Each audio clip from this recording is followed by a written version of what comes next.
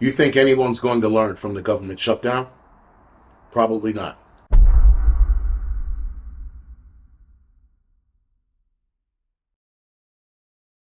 But I hope people are going to learn from this, because this was a huge lesson in the fact, guys, that a lot of people went without a paycheck for about a month. The threat of people not being fed or getting money into their SNAP accounts and not being able to feed their family was another threat. So I'm hoping that people learn from this, because the one lesson that I saw out of this was never, ever be dependent on the government. And yes, I know people need to work for the government. They need government jobs. They need employees to staff those government jobs. But this is what happens when you work for the government. They turn around and boom, right in your behind, right? Because they pretty much told the workers and the citizens that are dependent on the United States government that they're on their own. They told them that you guys are meaningless to us, but we'll keep our paychecks intact, and we'll keep our paychecks coming in so that we can work for you, but you people have to pay the price. Now, this is from both sides. I don't want to hear this. It was the Democrats, it was the Republican. Both sides are at fault for this nonsense, because this could have easily been solved.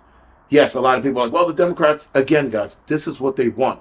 They want this division so that we can blame one another.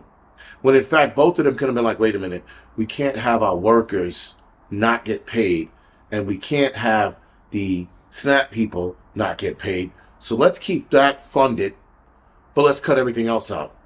That's what, and that's an easy solution. But the simple fact, guys, is that they didn't do this. They did this on purpose so that we could stay at each other's necks with the whole Republican Democrat nonsense. Now, the people who felt it, there were a lot of people that were on their outs. Now, a lot of these people, from what I was also told, they had at least their wives or maybe their husband didn't work for the government, so they were still getting some kind of income in. And then there were some people where they were the sole providers of that family and they weren't getting anything.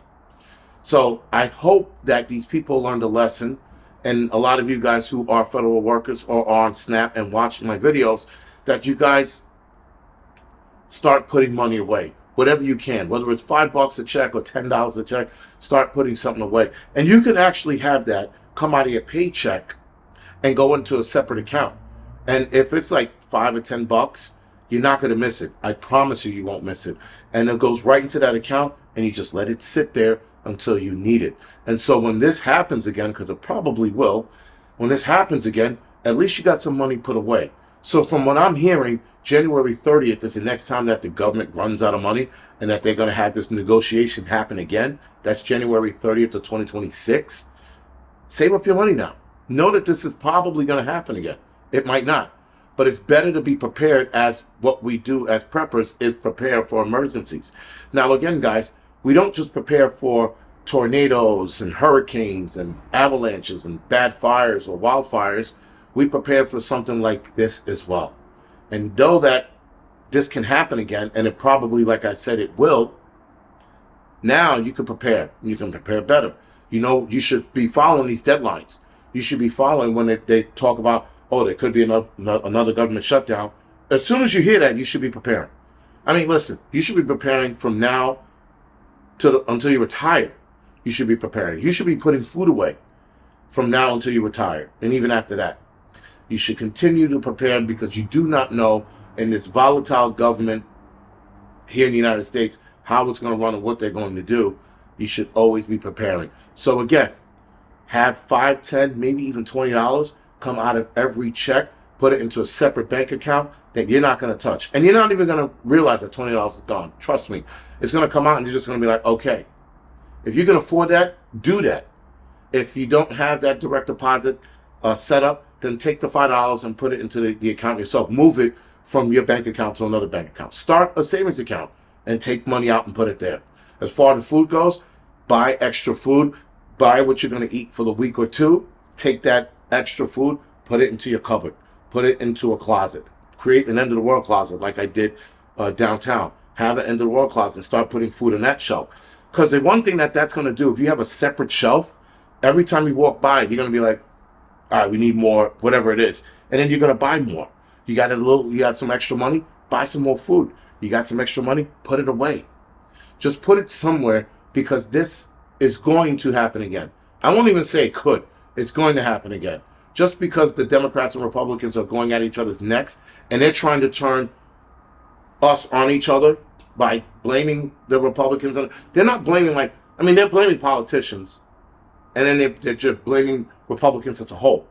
They're not just calling out politicians. They're like, oh, the Republicans, oh, the Democrats, instead of just naming the names so that you can keep it personal to them so that we stop going after each other. Well, the Republicans and Democrats in the firehouse, they're like, those Democrats, I'm like, stop that shit.